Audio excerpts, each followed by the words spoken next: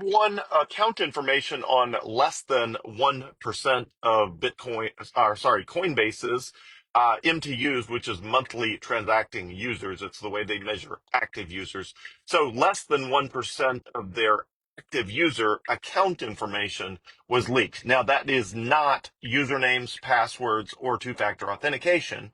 So none of what was leaked directly enables hackers or scammers to access your account on Coinbase. But what it does do, which is why the hackers and scammers wanted it, was it does allow them to run much more sophisticated social engineering attacks.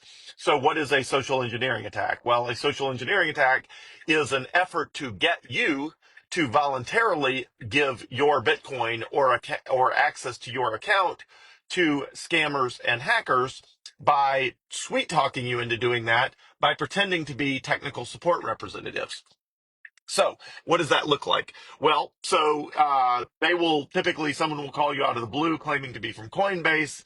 They'll claim to have here's my badge number, here's my security clearance, here's my whatever. And now that they have additional account information, they can look more credible. So they can say, hey, I just wanted to check, did you indeed buy a sandwich at Panera Bread for $13.61? And you're thinking, oh, well, yes, actually I did. These people must be from Coinbase. The answer is no, they're not from Coinbase. They just compromised less than 1% of accounts, which again is, it's less than 1%, but, I think Coinbase has total users of above 100 million. I'm not sure how many of those are monthly transacting users. So let's assume that number is, I mean, it's, perhaps less than a million, but that's still whatever that number is still a huge number of accounts. But the most important things, well, anyway, so the scammers will call you claiming to be from Coinbase, and they will know a lot of information about your account. Again, they do not have username, password, or two-factor authentication codes, which is why they're calling you, because they're going to try to trick you into giving them that information. Two-factor authentication codes, passwords, etc. But they do have enough information to get started, which is,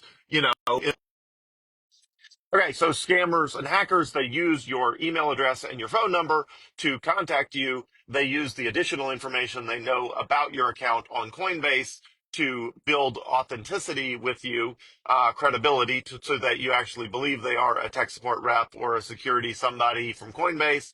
And then ultimately in the process, they try to trick you into revealing your password and your two-factor authentication codes by sending you links that claim are like secure login portals for Coinbase. Or anyway, it's super sophisticated.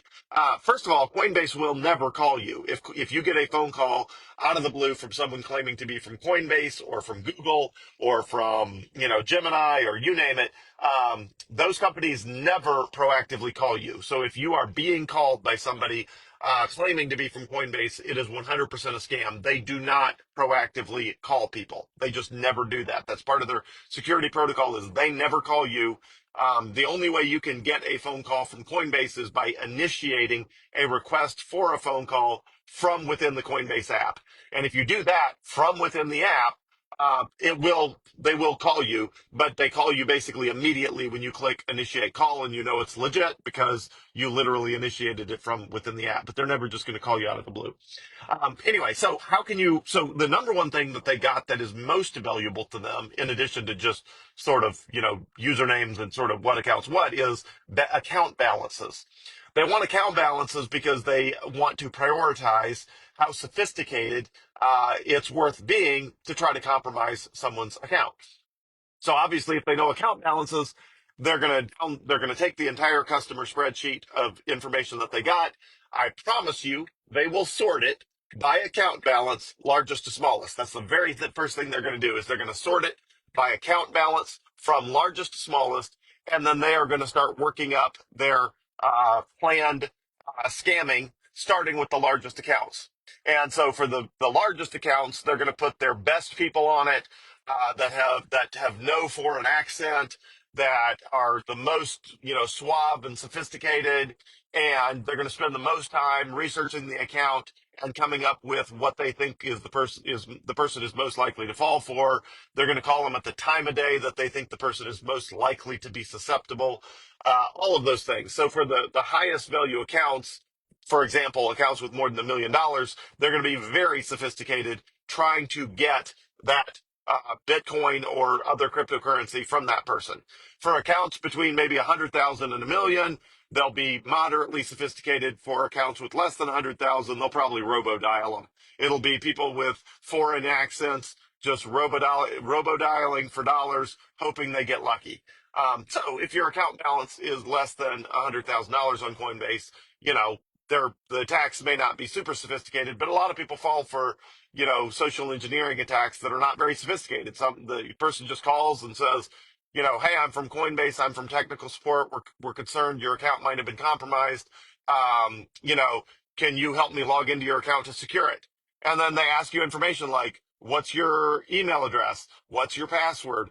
Okay, I'm going to trigger a two-factor authentication code, which means they're trying to log into your account. Okay, read me the code. And obviously, if they're calling you and then they have to ask you what your account information is, which they should already know if they really were from Coinbase, it's obviously a scam. But a lot of people fall for it anyway. And the sophisticated scams do a lot more work on the front end so that when they call you, they already know all that information, not the username and password and two-factor authentication codes, but they know all the other information so they don't have to ask you and make it so obvious. So what can you do about this? Well, do what I've already done. Do what numerous people have already done, which is buy a Bitkey, Bitkey. Website is bitkey.world, so bitkey.world, and move most or all of your Bitcoin to Bitkey. So why does that help? Well, first of all, when the account information leaks on Coinbase, and they sort it from highest to lowest, guess what? Your account is not a big juicy target because your account balance is either some, relatively low number if you keep Bitcoin on there to use the Coinbase debit card, or your account balance is zero because you've moved it all to Bitkey, or, whatever it is, it's not some big juicy target, which means the scammers and hackers are going to spend much less time on you because they see that your Bitcoin's not on Coinbase anymore, which means even if they do compromise your account, so what? They can't get anything that's not on Coinbase. So the first thing, buy yourself a Bitkey, move most or all of your Bitcoin to Bitkey, and that's really it. So Bitkey, the architecture of Bitkey is they do not, because of the way government regulations work, they are not required, unlike Coinbase, which is required to keep your copy of your photo ID and your name and all the personal information. Bitkey doesn't work that way. The nature of Bitkey, the architecture of Bitkey is structured where they are not required to keep any of that personally identifiable information because they are not swapping your Bitcoin for US dollars. You're doing that on Coinbase or something like that. So Bitkey does not keep a bunch of personal information about you for hackers and scammers to hack, which means um, there's Bitkey customers are not targeted the way Coinbase customers are targeted. And if you do what I recommend, which is if you have a medium or large balance, let's say a balance above $10,000, certainly above $100,000, if you keep your Bitkey in a safe deposit box in a bank, then even if scammers do call you, even if you are temporarily tricked by their wily ways, it doesn't matter because your Bitkey is at a bank and it takes you time to drive there. And in the amount of time it takes you to drive to the bank, hopefully you'll wake up out of your, mesmerized stupor that this, fake agent claims to be and realize, wait a second, this whole thing's a scam. I'm on the phone with somebody who's trying to scam me. Keeping your funds on Bitkey is basically solves between 99% and 99.9% of the likelihood of getting hacked or scammed. Keeping your Bitkey in a safe deposit box at a bank solves the other 0.1% or 1% or whatever microscopic bit is left. So hackers and scammers are always going to target the largest accounts. Account information is always going to leak on places like Coinbase because when you have 100 million, user accounts, and in the case of Coinbase, they have a significant number of overseas agents. They use foreign call centers, which is obviously a huge problem because those people are a lot easier to bribe into compromising account information and giving it to hackers and scammers than U.S. based agents. U.S. based agents are just much less likely to do that because they're in the US, they're a lot more likely to be caught if they do stuff like that, and it's just they're less likely to do it.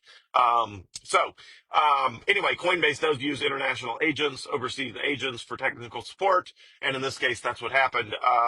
The scammers and hackers were able to bribe enough overseas agents to compromise enough accounts to be a significant problem.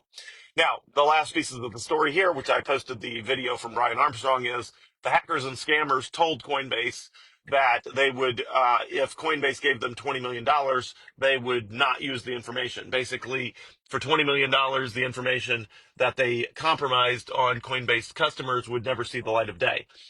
Coinbase said no, they don't negotiate with terrorists, is the famous saying. And instead, Coinbase established a $20 million bounty for information that leads to the arrest and conviction of the individuals involved. So anyway, it reminds me of the movie Ransom. If you haven't seen the movie Ransom with Mel Gibson, that was a movie I liked growing up. It's rated R, so it's not suitable for children. But it's anyway. I won't go into any details about it in case you want to watch it. But what Coinbase is doing reminds me of the movie Ransom. So Coinbase is putting a $20 million bounty on the heads of the people who are doing this for their arrest and conviction. And good for them. Good job, Coinbase, for doing the right thing. But that doesn't mean your account information is not compromised. And also, Coinbase has said they will reimburse uh, any losses from accounts that have been compromised. It wasn't clear if that's only if your account was compromised prior to today, when they are releasing that information. One second. It's not clear if that's only from the past or if that is also from today forward in addition to the past. But regardless, Coinbase has announced that they will reimburse anybody that is scammed or hacked as a direct result of that data leak.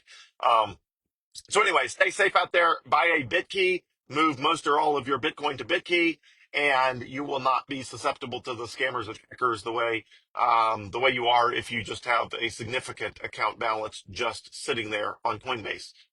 So anyway, do what you can to stay safe out there. Cryptocurrency is a new technology. Any new technology goes through phases like this. This internet was the same thing. When email was first invented, everybody on the planet was getting emailed by Nigerian princes claiming they needed help to unlock hundreds of millions of dollars, et cetera, et cetera. So, in this case, it's just the same thing. It's just, cryptocurrency's new, Bitcoin's new. And so scammers and hackers are chasing it all over the place. And when people stop falling for the scammers will stop trying. And just like you get a lot fewer emails from Nigerian princes claiming they want to give you vast sums of money, they stop sending those emails because people stop falling for them. So, you stop falling for them, the scammers give up and they move on to some new tactic. But stay safe out there. Get a Bitkey. Number one recommendation to keep yourself safe and secure and to keep your Bitcoin out of the hands of scammers and hackers is buy yourself a Bitkey and keep most or all of your Bitcoin on it. That is the best way to stay safe and secure. So have a great day, everyone. Thanks.